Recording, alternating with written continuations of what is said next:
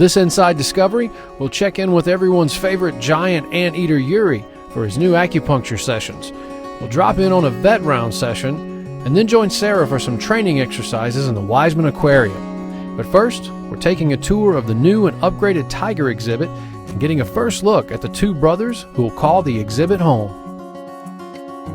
We actually had the opportunity to build a brand new tiger holding facility that we've been working on for the last year, and also do some pretty significant upgrades to the exhibit. And we're doing this all in preparation for a new tiger species that's going to be coming to the Science Center. And this is an SSP species that we've never worked with before. SSP stands for Species Survival Plan. And for the zoological industry, that means that those are species that we specifically want to devote our time and attention and resources to make sure we have sustainable, genetically viable populations. And so we wanted to be able to build a far better facility because we also do hope to be a breeding partner for the SSP in the future. And so we needed a lot more kind of state-of-the-art equipment, more space. We needed a female denning space in our new holding building, and so we had that opportunity to be able to do all of that with this new construction. So we're now standing inside of what is our new tiger building holding facility. And if you look at about this room here and this workspace here, that was about the footprint of our original building that sat on this site. So you can definitely see now we've made some pretty extensive upgrades for size, as well as just better safety and more modern day standards to meet better practices and to be safe and be nicer for the animals' welfare as well. So in this space we have, besides just a lot more room, it's actually much brighter and lighter than our previous space was. We have a lot better lighting installed. We do have really nice pull system doors. What we really wanted to do as an improvement for this space is our previous old doors used to be a guillotine style that just moved up and down, which can sometimes be a little bit dangerous, especially for animals that have tails and things, where you don't want to accidentally drop a door on a tail or drop a door on a paw. And so these now all move left to right instead. And so you can see they have that nicer movement back and forth that way. And it's just a safer way to do a door, and so we were really excited to be able to add that here. Tigers do love to swim. They love to swim in the winter, they love to swim in the summer. So it's a great thing to watch with them, and they love to play with big giant boomer balls in the pools. So it's really great. We've done some nice exhibit enhancements along with this space. So we've just tried to build in some more exhibit features for the animals. So this beautiful natural bridge was constructed for them as just something to traffic and move around the exhibit a little bit differently. Another really neat feature to kind of match the bridge is another really neat, just kind of natural cave shelter. This cave is just a beautiful new feature. I'm not even sure to call it a cave because it's definitely more than that. But I think it's just with the rock and the natural logs and the beautiful wood features that were done with it. I think it's going to be a beautiful place, and it's also a place where tigers can also sit on top of it. We designed it to ensure that it could hold their weight also for being on top, and so I think it's just going to be a really kind of beautiful place for a tiger to lounge and hang out. You'll kind of see here, we call it kind of our pickup sticks area or our riprap area. We had a few excess logs from some of the trees that we had to remove for the old building, and so we wanted to reutilize those logs. And so this area with just the logs and the rocks is just a place where tigers can kind of jump around on it. Just like your cats that you might have at home that want a scratching post, tigers love to have that. And so these logs will be great places for them to just claw and dig in and rip up and tear up. And if they wreck them, that's great. We've got plenty more logs that we can give them for that. Tigers like to lay out on different kinds of platforms. They like to just lounge and relax. We did have the lower platform, that's a carryover from our previous exhibit, but we wanted to dress it up a little bit, and so adding those log areas around it to give it a little bit of a fresher look. But then we also added this secondary higher platform. They enjoy being up in the air, and then you'll see that there's actually no top to that platform. Keepers are actually going to be coming in yet, and we're going to be adding a nice fire hose hammock top to that. So that's going to be a really comfortable place that's going to give those tigers a really nice wide view of the whole Science Center space, be able to watch people coming and going, but also be a pretty cushy place to hang out. So one of the cool features that some institutions do with their tigers is to showcase their strength, how strong they are and how well they can actually climb. And so we did a similar version of this in the past, but it wasn't nearly as dynamic. But these are called feeding poles. And so what you can do is you can anchor maybe some sort of a carcass feed at the top of that pole, and you watch them climb up and then see their muscles and their strength as they kind of rip and try to pull off that carcass. A lot of times we'll use something like a deer leg or a whole chicken or something like that. So this is just a kind of a bigger version of what our previous pole was, and it also comes at an angle a little bit. So it'll give us a couple of different opportunities to be able to anchor some food items and showcase for the guests the tiger's strength and how they're able to have that kind of agility to be able to actually climb up and rip off that stuff. So we think that's going to be cool too.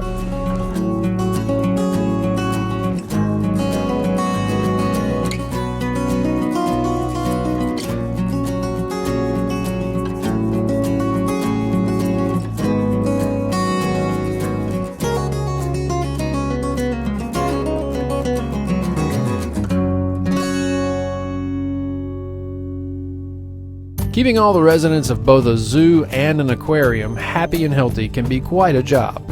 Staff are in constant communication and use weekly vet rounds to stay on top of any issues that may come up.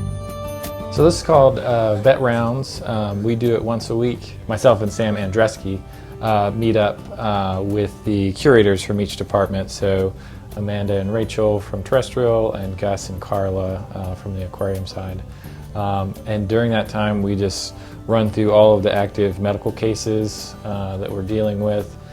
So anything that's had an injury or a sickness, any of our chronic cases, so like chronic arthritis cases or any chronic disease situations. It helps us keep abreast of any updates that are going on with those animals and make sure that we're making changes as needed.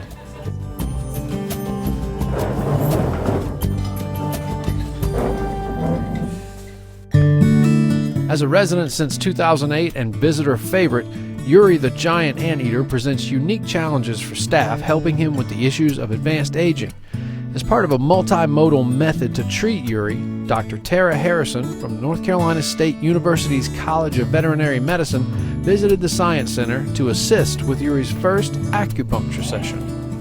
My name's Dr. Tara Harrison. I'm an assistant professor over at the vet school at North Carolina State University, and I'm a specialist in zoo medicine. I'm also certified in veterinary acupuncture through the Chi Institute, and I've been doing acupuncture on zoo animals and exotic pets for about the last 4 years now. And basically what I'm doing is acupuncture points have evolved from ancient Chinese medicine used in humans, and then they extrapolated from humans to horses and then to dogs, and I basically extrapolate the dog points to everything else. So obviously for an anteater, we don't know exactly where the acupuncture points are, but I know the anatomy is similar to dogs, to horses, to humans, and that's how I find where I'm putting the needles. So the points that I used for this animal is to help his chronic arthritis. He has issues with his knee, he has some issues with his hip, and so I'm using acupuncture points in the area where it's painful as well as in areas further away from it, so up the nerve pathway. I also, you saw I hooked up some little electrodes to it. That's from a 9-volt battery. It is nothing that's causing a lot of pain. It's nothing that causes anything to feel bad, but it's basically sort of like an extra stimulation or sort of like extra massage. So it just causes the muscles to contract a little bit more, and it causes that to release it or to relax. With acupuncture, the goal is to cause pain relief and to decrease the levels of pain that the animal's experiencing.